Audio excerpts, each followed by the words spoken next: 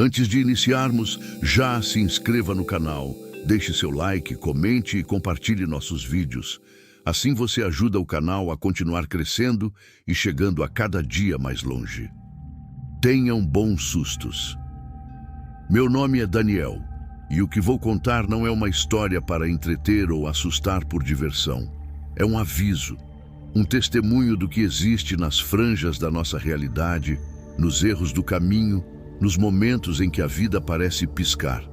Eu estive em Sete Além, e uma parte de mim, a mais importante, nunca mais voltou.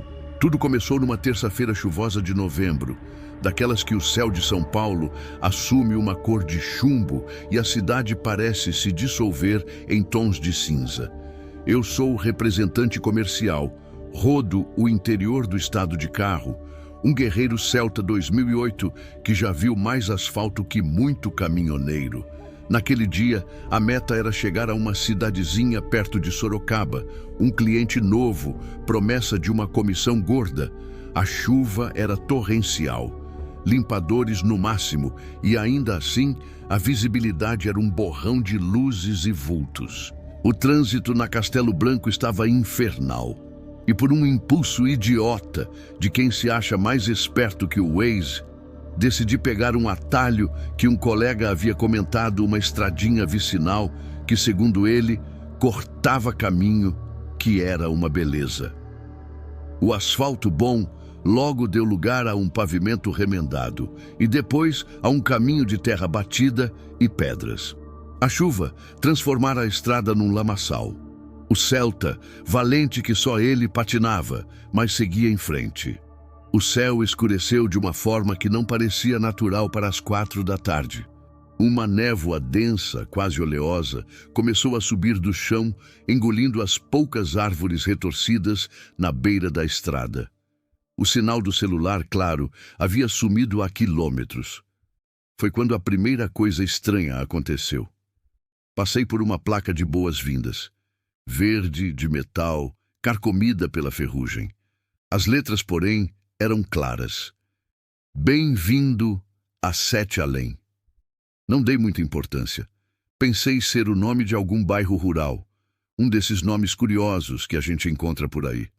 Mas uma sensação de frio na espinha, que nada tinha a ver com o ar-condicionado quebrado do carro, começou a se instalar. A estrada parecia se esticar infinitamente. As mesmas árvores tortas se repetiam com uma regularidade matemática. Não havia casas, nem cercas, nem qualquer sinal de vida. Apenas a lama, a névoa e o silêncio opressor, quebrado apenas pelo ronco sofrido do motor e o barulho da chuva, que agora parecia mais pesado, como se pequenas pedras batessem na lataria. Então eu os vi, as primeiras pessoas. Eram 2 crianças, paradas no acostamento improvisado.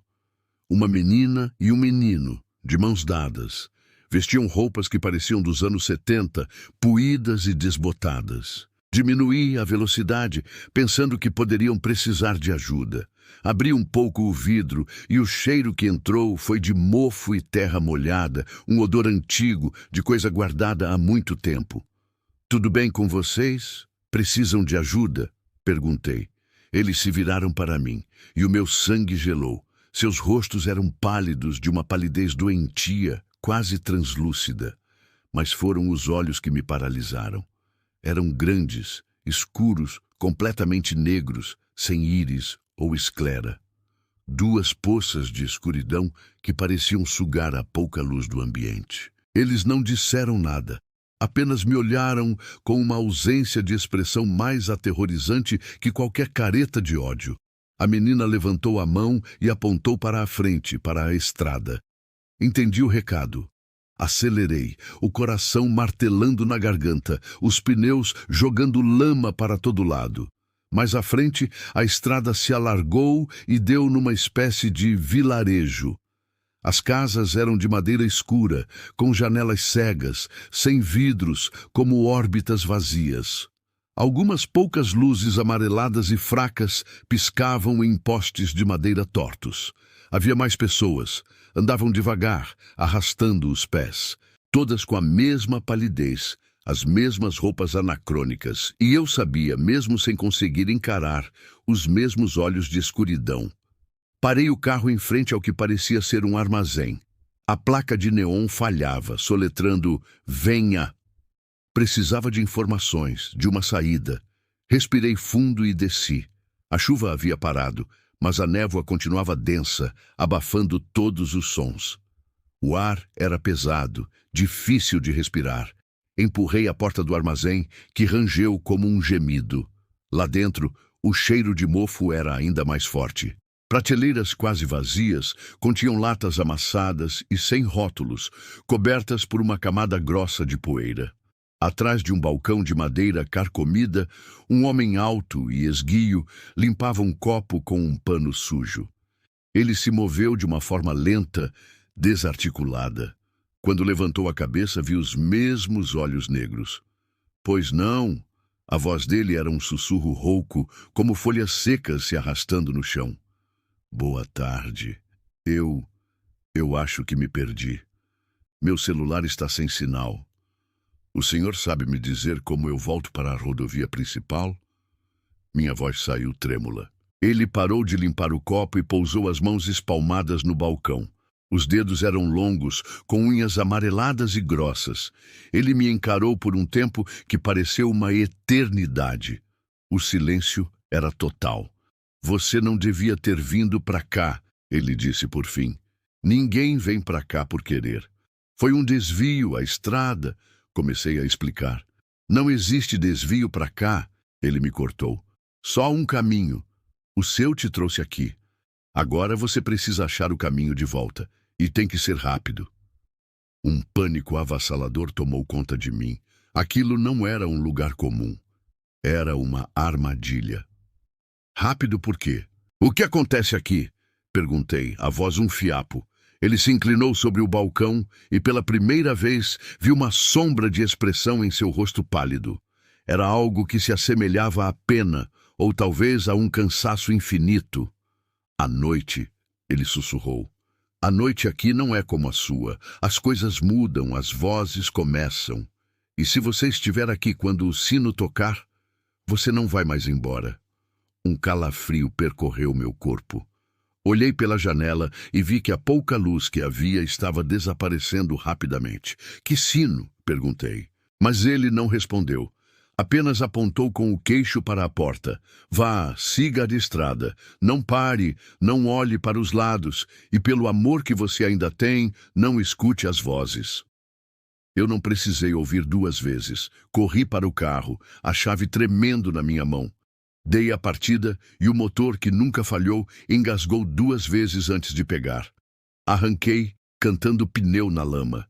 A escuridão caiu como um manto. Não havia lua, nem estrelas. Apenas o breu absoluto cortado pelos faróis amarelados do Celta. A névoa parecia mais espessa e formas se moviam nela, nas margens da minha visão. E então, eu as ouvi. As vozes. Sussurros que pareciam vir de dentro do carro, do meu próprio cérebro. Eram vozes conhecidas. A voz da minha mãe me chamando para jantar. A voz do meu pai me ensinando a andar de bicicleta. A voz da minha ex-namorada dizendo que me amava. Eram doces, convidativas. Diziam para eu parar, para descansar, para ficar com eles. Eu sabia que era uma mentira, uma armadilha daquele lugar maldito. Apertei o volante com toda a força, os nós dos dedos brancos, e pisei fundo no acelerador. O carro derrapava, mas eu não diminuía. Eu chorava, gritava, cantava qualquer música que me vinha à cabeça para abafar os sussurros. Foi quando, ao longe, eu ouvi um som baixo, profundo, metálico. Dong. O primeiro toque do sino. O pânico se transformou em terror puro. As vozes ficaram mais altas, mais desesperadas. Comecei a ver vultos na beira da estrada, figuras altas e esguias, com braços longos que se esticavam na minha direção. O carro começou a falhar. A luz do painel piscava freneticamente. O rádio ligou sozinho, emitindo uma estática chiada, e no meio do ruído, uma voz infantil cantava uma melodia dissonante e terrível. Dong. O segundo toque. mais perto, mais alto. Eu via a estrada à minha frente se contorcer, as árvores se fecharem sobre mim. A névoa tinha formas de rostos gritando. Eu estava perdendo a sanidade, perdendo o controle. Fechei os olhos por um segundo, rezando para tudo aquilo acabar. E então, uma luz forte. Buzinas. Abri os olhos, ofuscado. Eu estava parado, atravessado no meio da rodovia Castelo Branco. Caminhões desviavam de mim, motoristas xingavam. A chuva havia passado, o céu estava limpo, a noite era uma noite normal. Olhei para o relógio do carro. Eram 9 da noite. Eu havia passado quase 5 horas naquele inferno, embora, para mim, não tivesse passado mais de 40 minutos. O tanque de gasolina, que estava quase cheio, marcava a reserva. Nunca encontrei a tal estradinha vicinal no mapa. O cliente que eu ia visitar?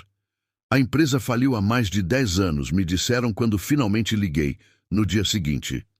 Desde aquele dia, eu não sou mais o mesmo. Durmo com a luz acesa. Qualquer névoa me causa ataques de pânico. E às vezes, no silêncio da madrugada, eu ainda escuto. Um eco fraco, distante, o som de um sino. E as vozes, os sussurros, me chamando de volta para um lugar que não deveria existir. Um lugar chamado Sete Além.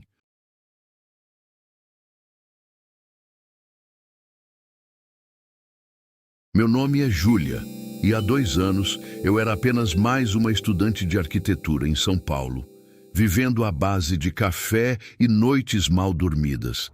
A rotina era sempre a mesma. Aulas na USP, um estágio no centro e a longa volta para casa, na Zona Leste. Numa noite de quinta-feira, depois de uma entrega de projeto que varou a madrugada, eu estava exausta. Era um cansaço pesado que doía nos ossos. Entrei no ônibus da linha noturna, o 271C, por volta das 2 da manhã.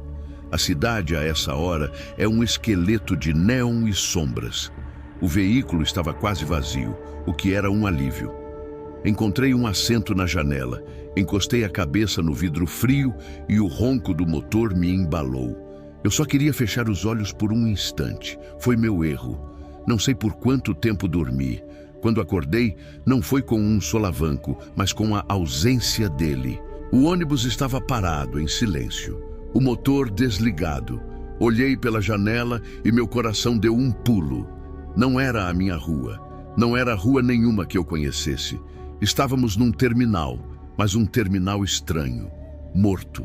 A arquitetura era brutalista, concreto puro, manchado de um jeito que não parecia sujeira, mas sim uma doença da própria pedra. A iluminação era fraca, vinda de luminárias amareladas que sibilavam, lançando uma luz doentia sobre tudo. O ar lá fora era espesso, com uma névoa que não se movia. Olhei ao redor. Dentro do ônibus, havia umas 5 outras pessoas. Nenhuma delas se mexia. Sentados perfeitamente retos, olhando para a frente. Um senhor de terno surrado, uma mulher com um penteado dos anos 60, um jovem com fones de ouvido de um modelo que eu nunca tinha visto. A pele deles era isso, era pálida, quase cinzenta, com uma textura cerosa. E quando o jovem virou a cabeça lentamente na minha direção, eu vi os olhos. Eram poços escuros, sem branco, sem íris, apenas um negrume oleoso que não refletia luz. O pânico subiu pela minha garganta como bile. Peguei minha mochila e corri para a porta. Ela se abriu com um chiado pneumático que soou obscenamente alto naquele silêncio sepulcral. O motorista não olhou para mim. Era apenas uma silhueta escura contra a luz amarelada. Assim que pisei para fora, o cheiro me atingiu. Era um odor de ozônio, de concreto molhado e algo metálico como sangue velho. O silêncio era a coisa mais assustadora. São Paulo nunca fica em silêncio, mas ali não havia o zumbido distante do trânsito, nem sirenes, nem vozes, apenas o zumbido baixo e sibilante das luzes. Com licença, minha voz soou pequena e patética. Alguém pode me ajudar? Onde eu estou? Nenhuma das figuras pálidas no terminal se moveu. Eles estavam parados, em pequenos grupos ou sozinhos, como manequins, esperando por uma vitrine que nunca viria. Todos com as mesmas roupas fora de época, a mesma pele de cera e os mesmos olhos vazios. Meu celular, claro, estava morto, não sem bateria. Morto, uma pedra de vidro e metal inútil na minha mão. Desesperada, comecei a andar para fora do terminal, em direção ao que parecia ser uma avenida. Os prédios eram familiares em sua forma, mas errados nos detalhes. Não havia pichações, nem anúncios, nem outdoors. As janelas dos apartamentos eram quadrados negros e idênticos, sem uma única luz acesa, sem uma cortina. Era uma cidade fantasma, uma maquete abandonada por seu criador. Andei pelo que pareceram horas. A névoa abafava o som dos meus próprios passos. A cada esquina, a mesma desolação. Em uma praça, vi um parquinho infantil. O balanço se movia lentamente para frente e para trás, sem rangidos, impulsionado por uma brisa que eu não sentia na pele. Ao lado, um triciclo de metal vermelho estava tombado, completamente tomado por uma ferrugem que parecia ter a textura de veludo seco. Foi então que vi algo que quebrou a monotonia.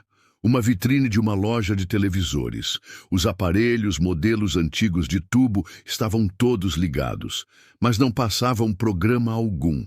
Exibiam apenas o meu reflexo, dezenas de Júlias assustadas me encarando de volta de dentro das telas. Mas atrás de mim, no reflexo, a rua não estava vazia. Estava cheia daquelas pessoas pálidas. Elas estavam paradas, a uns 20 metros de distância, todas viradas na minha direção, observando. Virei-me abruptamente. A rua estava vazia. O silêncio voltou a me esmagar. O terror deixou de ser um sentimento e passou a ser algo físico, uma pressão no meu peito que me impedia de respirar. Eles não estavam lá, mas estavam. Eu podia senti-los. Eu era uma aberração ali. Uma mancha de cor e vida num mundo cinza e morto. A percepção me atingiu como um soco. Este lugar não queria que eu saísse. Ele queria que eu ficasse, que eu me sentasse num banco, parasse de me mover e lentamente perdesse minha cor, minhas memórias, a luz dos meus olhos. O convite estava no silêncio, na calma opressora. Fique, descanse, desista. Eu corri. Não para um lugar específico, apenas para longe daquele silêncio convidativo. Corri como nunca na vida, minhas botas batendo no asfalto rachado, o som ecoando de forma estranha. Eu não olhei para trás. Eu sabia que se olhasse, eles estariam lá, mais perto. Entrei numa viela escura, tropecei em algo e caí. Ralei os joelhos e as mãos. A dor foi real, aguda, e por um segundo me ancorou. Fiquei ali, no chão úmido e frio, chorando em silêncio, esperando que uma mão gélida tocasse meu ombro. Mas o que veio foi um som, o som de uma buzina. Levantei a cabeça. A viela tinha sumido. Eu estava caída na calçada da Avenida Radial Leste, o asfalto molhado de uma garoa fina. Carros passavam zunindo, suas luzes varrendo meu rosto. O barulho da cidade me envolveu como um cobertor. Pessoas passavam, me olhando de forma estranha. Olhei para o meu relógio. Eram quase 5 da manhã. 3 horas haviam se passado, mas eu sentia como se tivesse vivido uma vida inteira naquele lugar. Nunca mais peguei aquele ônibus. Mudei meu trajeto, passei a usar aplicativos de transporte, mesmo que custasse o olho da cara. As sequelas ficaram. Tenho pavor de neblina. Às vezes, no meio de uma multidão, vejo um rosto pálido demais, um olhar vazio demais, e meu coração para. Eu não sei o que é Sete Além. Um sonho, uma dimensão paralela, um purgatório para onde as almas se perdem no caminho. Só sei que eu estive lá. E sei que uma parte minúscula daquele silêncio e daquele cinza veio comigo. E todas as noites antes de dormir, eu tenho o mesmo medo aterrorizante. O de fechar os olhos e, ao acordar, estar de volta naquele terminal. Sentada, reta, olhando para frente, esperando.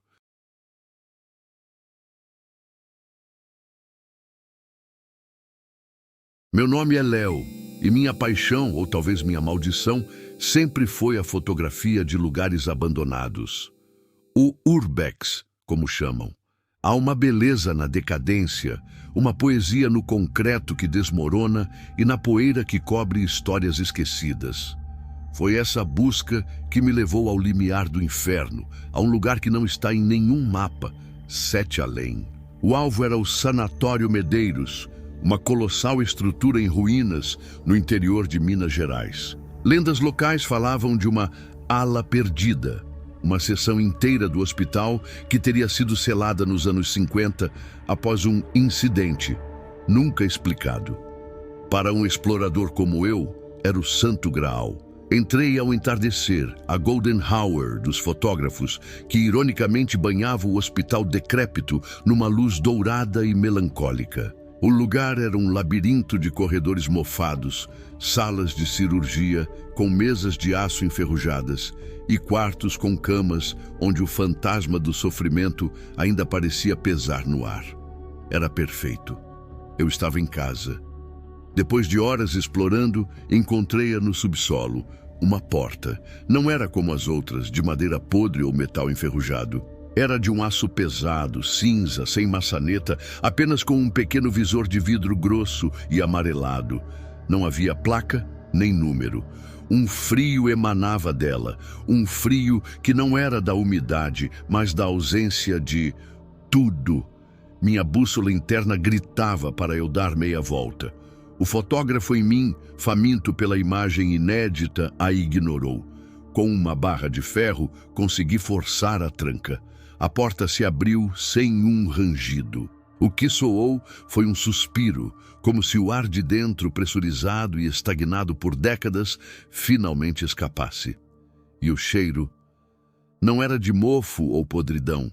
Era um cheiro químico, estéril, como o de ozônio antes de uma tempestade e papel velho guardado no vácuo. Liguei minha lanterna e entrei. O corredor à minha frente era inconfundivelmente parte do hospital, mas ao mesmo tempo era alienígena. A decadência aqui era diferente. Não havia teias de aranha, pichações ou detritos. Tudo estava coberto por uma camada uniforme de uma poeira cinzenta e fina, que parecia absorver o som e a luz. O ar era pesado, denso, como se eu estivesse no fundo de um oceano. Cada respiração era um esforço consciente. Comecei a andar, e o som das minhas botas no chão era abafado, errado. Era como caminhar sobre veludo. As portas dos quartos estavam entreabertas. Espiei o primeiro. Uma cama feita, um livro aberto na mesa de cabeceira, as páginas amareladas, mas sem texto, apenas linhas vazias. Tudo coberto pela mesma poeira imóvel. Parecia uma cena congelada no tempo. Foi quando notei o silêncio. Não era a quietude de um lugar abandonado, que sempre tem o som do vento, de um animal pequeno, do gotejar da água. Era um silêncio absoluto, uma pressão nos meus tímpanos, um vácuo. Levantei minha câmera, uma Canon robusta, minha fiel companheira. Olhar através da lente sempre foi minha forma de me distanciar, de enquadrar o medo e torná-lo arte. Foquei na cama, ajustei a exposição. O clique do obturador soou como um tiro naquele vácuo. Continuei pelo corredor, fotografando. A sensação de estar sendo observado começou como um arrepio na nuca e cresceu até se tornar uma certeza paralisante. Mas não havia ninguém. Em outra sala, encontrei um prontuário médico sobre uma mesa. O nome do paciente estava borrado, uma mancha escura de tinta. A data 23 de maio. O ano, não havia ano. Apenas 23 de maio. A caligrafia do médico se desfazia em rabiscos sem sentido no final da página. Foi então que eu o vi. No final do longo corredor, parado, havia um homem. Havia um homem. Usava o que parecia ser um pijama de paciente listrado e desbotado. Ele estava de costas para mim, olhando para a parede, apenas parado. "Olá?" chamei. Minha voz saiu rouca, morta no ar pesado. Ele não se moveu. Levantei a câmera novamente. O zoom da lente o trouxe para perto. Sua pele era pálida, de um branco doentio. Seu cabelo era ralo e escuro. Respirei fundo e apertei o botão. O flash disparou, uma explosão de luz branca que iluminou o corredor por uma fração de segundo. Naquele clarão, ele se virou, e eu vi seu rosto, ou a ausência dele. Os olhos não eram olhos, eram buracos. Buracos negros, vazios, que não refletiam a luz do meu flash, mas a sugavam. A boca era uma linha fina e sem lábios, não havia expressão. Era a neutralidade de um inseto, a indiferença de um abismo. O terror me atingiu como uma força física. Tropecei para trás, meu coração tentando sair pela boca. Olhei para o visor da câmera para rever a foto. A tela exibia a mensagem: erro de arquivo, dados corrompidos. Quando levantei o olhar, o homem tinha sumido. O pânico tomou conta. Eu precisava sair dali. Virei-me e corri na direção da porta de aço, mas o corredor parecia ter se esticado. As portas dos quartos, antes entreabertas, agora estavam todas escancaradas, revelando sombras que se moviam lentamente lá dentro. Eu podia sentir os olhares, os buracos negros me seguindo da escuridão. Comecei a ouvir coisas. Sussurros na borda da audição, falando uma língua que não era humana, cheia de cliques e sons sibilantes. E por baixo de tudo, um zumbido baixo e constante, a frequência fundamental daquele lugar podre. Finalmente, vi a porta de aço. Corri com as últimas forças que tinha, bati contra ela com o ombro. Ela se abriu e eu caí para fora, de volta ao subsolo familiar e mofado do sanatório. O ar normal, úmido e cheio de vida, invadiu meus pulmões. O som dos grilos lá fora era a música mais linda que eu já tinha ouvido. Não parei para olhar para trás. Corri, tropecei, me arranhei, mas não parei até estar no meu carro, cantando pneu na estrada de terra, deixando o sanatório Medeiros para trás. Levei dias para ter coragem de olhar as fotos no meu computador.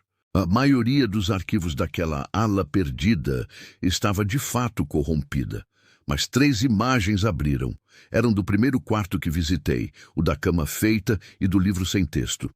As fotos eram nítidas, em alta resolução. Na primeira, a sala estava vazia como eu a vi. Na segunda, tirada segundos depois, havia uma figura embaçada sentada na beira da cama, olhando para a câmera. E na terceira, a figura estava em foco, e meu sangue virou gelo. Era eu, com a mesma roupa, o mesmo cabelo. Mas a pele era pálida, cerosa. E os meus olhos na foto, eram 2 poços de escuridão.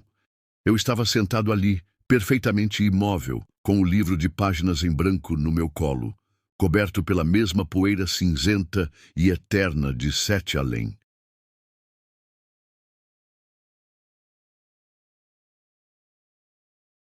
Meu nome é Ricardo. Até o ano passado, eu era arquiteto sênior em uma firma de prestígio, com escritório no 22º andar do edifício Andrade, um daqueles arranha-céus antigos e majestosos do centro de São Paulo. A vista era incrível, mas o preço era pago em noites mal dormidas e jantares de comida requentada sobre a prancheta. Era uma noite de sexta-feira, em junho. O inverno paulistano tingia a cidade com uma garoa fina e um frio que cortava. Eu fui o último a sair, como de costume. O prédio inteiro estava mergulhado num silêncio que só era quebrado pelo zumbido das lâmpadas de emergência. Chamei o elevador.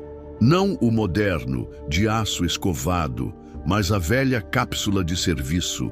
Uma gaiola de latão e madeira escura, operada manualmente. Era mais rápido aquela hora. Normalmente era o seu Osvaldo, um senhorzinho de uniforme cinza e sorriso fácil que operava a máquina.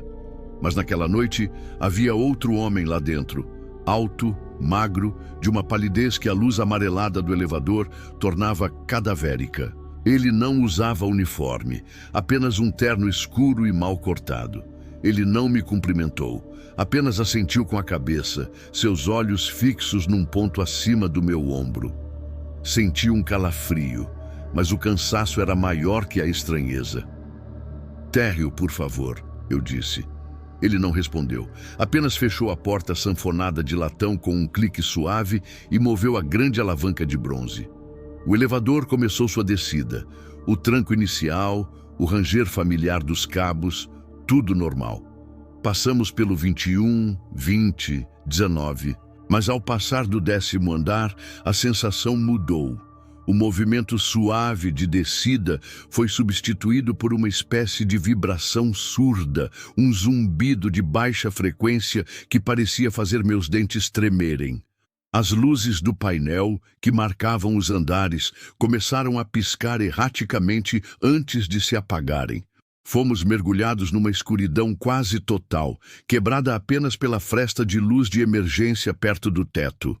"O que foi isso? Acabou a energia?" Perguntei, a voz já tingida de nervosismo. O operador não se virou. Senti, mais do que vi, sua cabeça balançar negativamente na penumbra. O elevador continuou a descer. T, térreo, SS, subsolo, e então os números começaram a aparecer de novo, mas negativos. 1, 2, 3. A sensação não era mais de descida, mas de um deslocamento lateral. Uma náusea que revirou meu estômago. O ar ficou gelado, com um cheiro metálico e de concreto úmido. Com um solavanco que me jogou contra a parede, a caixa parou. O operador, com uma lentidão deliberada, abriu a porta. Não era a garagem, era o saguão do prédio. O mesmo saguão, mas terrivelmente errado. O piso de mármore estava lá, mas rachado e irregular, como se a fundação tivesse cedido. Das frestas subia uma névoa rasteira e fria.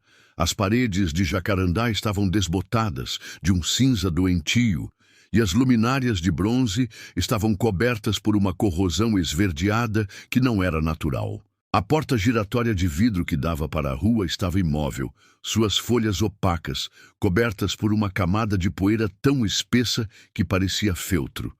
O silêncio era absoluto, pesado, como se o próprio ar fosse uma manta de chumbo. Onde nós estamos?" Gaguejei, virando-me para o operador. Ele finalmente me olhou, e o meu mundo desabou. Seus olhos. Não havia íris, nem esclera, nem vida. Eram apenas duas órbitas perfeitamente negras, como buracos queimados no tecido da realidade, que pareciam sugar a pouca luz e todo o calor do meu corpo. Ele abriu a boca, e um som saiu, um sussurro como o de folhas secas sendo arrastadas. "No andar de baixo." Ele deu um passo para trás, para dentro do elevador, e com a mesma calma de um coveiro, fechou a porta na minha cara. Fiquei sozinho. O pânico era uma onda de gelo subindo pela minha espinha. Corri até a porta giratória, empurrando com toda a minha força. Não se moveu 1 milímetro. Olhei através do vidro sujo. Lá fora, a Praça da República era um borrão de concreto cinza, sob um céu da mesma cor, sem estrelas, sem lua, sem a poluição luminosa de São Paulo. Não havia carros, não havia luzes nos prédios. Era uma cidade morta. E então eu vi uma única figura do outro lado da rua, parada sob um poste apagado. Distante demais para ver detalhes, mas eu sabia, com uma certeza visceral, que ela estava me olhando. Meu celular era um tijolo inútil. O telefone do balcão da recepção estava mudo. Sobre o balcão havia um exemplar do Estadão. A data era de hoje. Mas a manchete e as colunas de texto eram compostas por um único caractere, repetido infinitamente, linha após linha. Eu precisava sair dali. O elevador não era uma opção. As escadas, a porta de emergência estava destrancada. Abria e fui recebido por uma escuridão total e o eco dos meus próprios batimentos cardíacos. Liguei a lanterna do meu chaveiro, o feixe de luz fraco e trêmulo mal cortando a escuridão. Comecei a subir. Meus passos ecoavam de forma estranha, como se o concreto absorvesse o som. O ar era ainda mais frio e parado. Subi um lance, 2, 3, tudo igual. Paredes cinzentas, o mesmo silêncio opressor. No quinto andar, a luz da minha lanterna captou algo no chão. Era um ursinho de pelúcia, sujo e sem um dos olhos. Ao lado dele, um desenho infantil feito com giz de cera. Mostrava uma casa, 2 árvores e uma família de bonecos palito. Todos eles tinham os olhos riscados com um giz preto, de novo e de novo, com tanta força que o papel havia rasgado.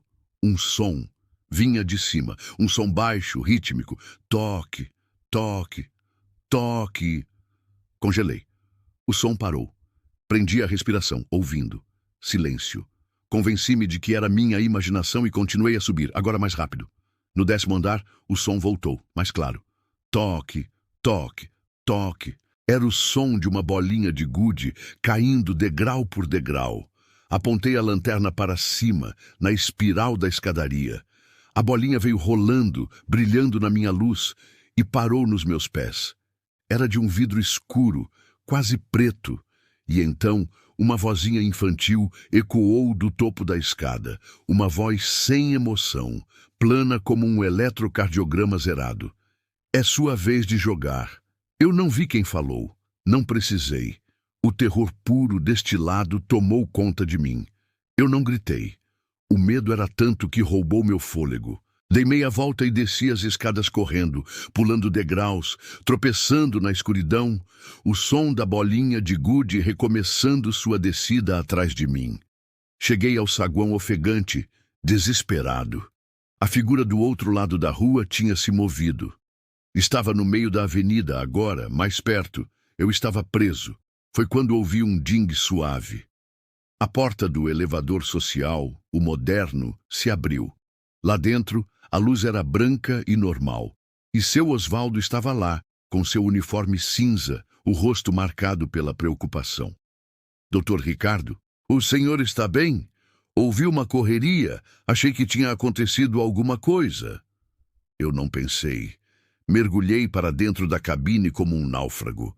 As portas se fecharam e a visão do saguão cinzento de 7 além desapareceu. O que aconteceu com o outro elevador? Consegui perguntar. Seu Osvaldo me olhou confuso. O de serviço, doutor? Está quebrado desde ontem, lacrado para manutenção. Quando saí na calçada, a noite de São Paulo nunca me pareceu tão bonita. Os carros, as luzes, as pessoas, o barulho, a vida. Olhei para o relógio. Não haviam se passado nem 5 minutos. Eu pedi demissão na segunda-feira. Nunca mais entrei naquele prédio. Mudei de cidade. Mas a memória não vai embora. Às vezes, no meio da noite, quando o silêncio é profundo demais, eu ainda ouço. Um toque, toque, distante. E quando olho para o meu reflexo em alguma superfície escura, por uma fração de segundo, antes que meu cérebro corrija a imagem, eu vejo meus olhos, vazios, escuros, e eu sei que uma parte de mim nunca pegou aquele elevador de volta. Ficou lá no andar de baixo, esperando a sua vez de jogar.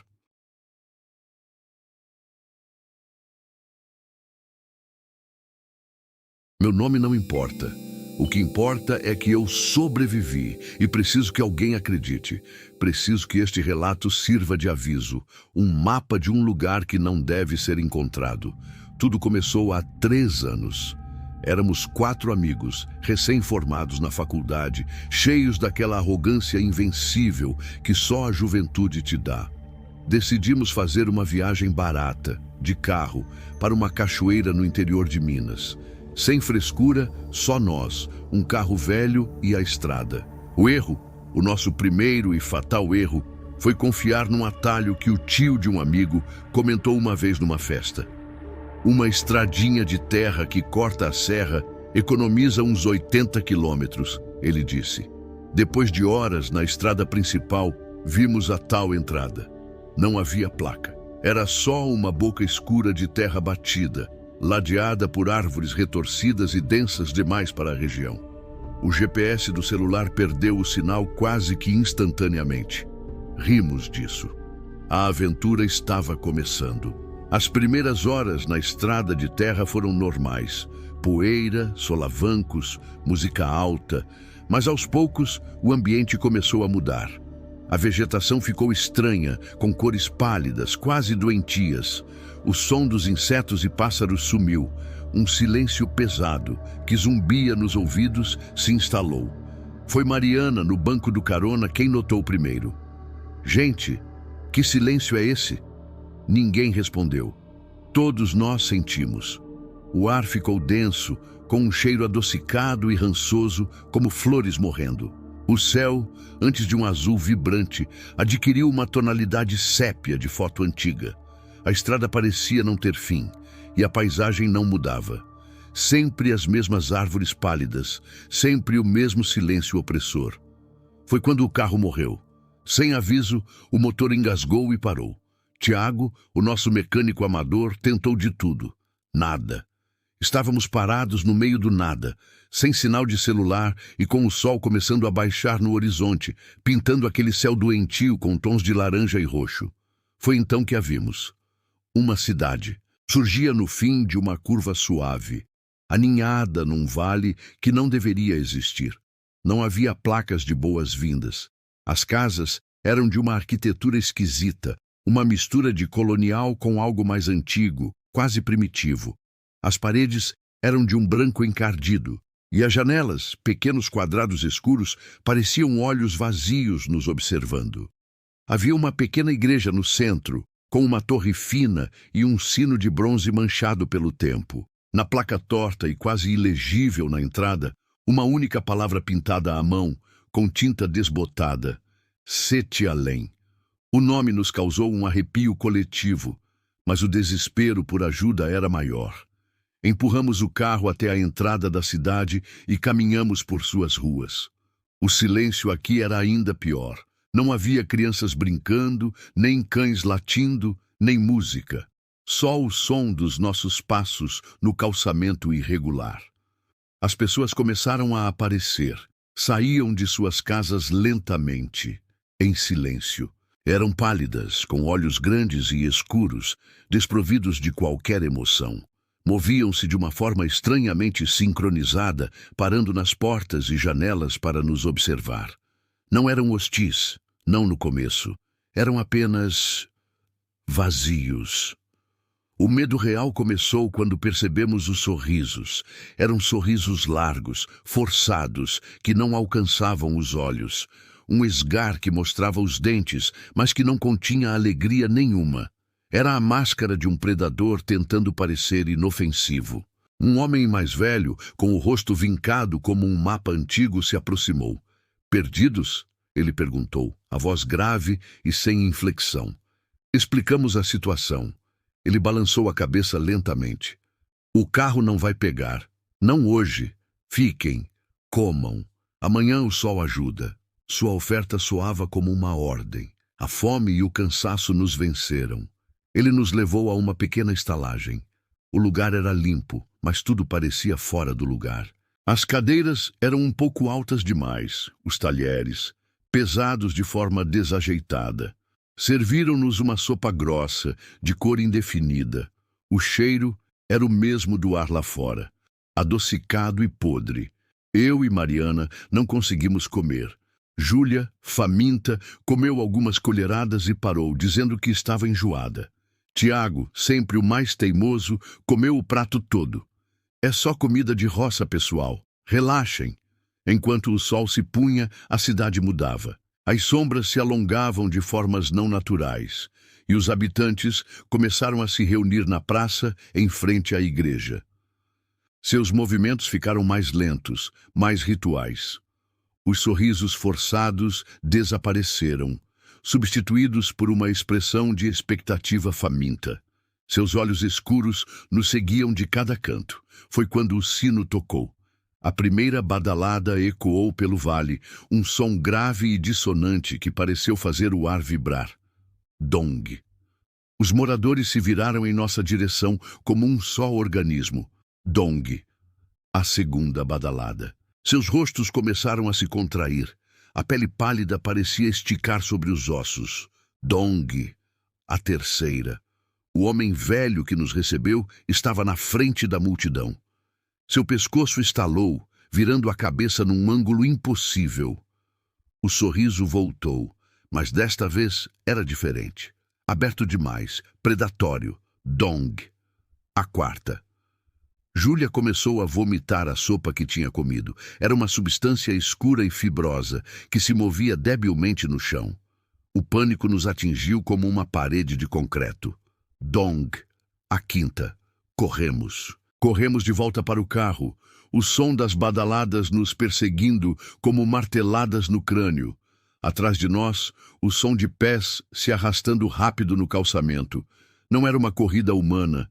Eram estalos secos, cliques de articulações se movendo de forma errada. Dong. A sexta. Chegamos ao carro. Tiago tentou a chave desesperado. O motor não dava sinal. Olhei para trás. A multidão se aproximava. Eles não corriam, eles fluíam pelas ruas. Seus membros se alongando, seus corpos se contorcendo. Não eram mais humanos. Eram coisas vestindo pele humana. Dong. A sétima e última badalada. No momento em que o som da sétima badalada morreu, um silêncio absoluto caiu. E então, o caos. A multidão urrou, um som gutural, coletivo, e avançou. Naquele exato instante, por um milagre ou uma maldição, o motor do carro pegou. O ronco pareceu um trovão naquele inferno silencioso. Mariana não hesitou. Acelerou, os pneus cantando na terra. Foi quando vimos Tiago. Ele tinha tropeçado e caído. A uns 10 metros do carro. Ele gritou nosso nome. Seu rosto era uma máscara de terror puro. Mariana freou por um instante, o carro derrapando. Vimos as primeiras coisas chegarem até ele.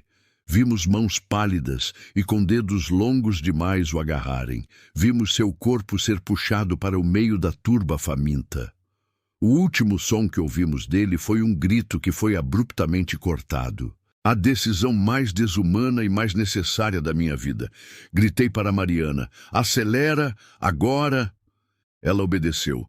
Dirigimos como loucos, sem olhar para trás. O carro saltando na estrada de terra escura. Não sei por quantas horas dirigimos. Só sei que, de repente, o asfalto da estrada principal apareceu na nossa frente, banhado pela luz fria da lua, como a margem de um pesadelo. Nunca mais falamos sobre o que aconteceu. Não de verdade. Tentamos voltar lá no dia seguinte com a polícia. A entrada da estrada de terra não existia mais. Procuramos por dias. Não havia nenhum registro de um vilarejo chamado Sete Além. Tiago foi dado como desaparecido. Para o mundo, ele se perdeu numa trilha.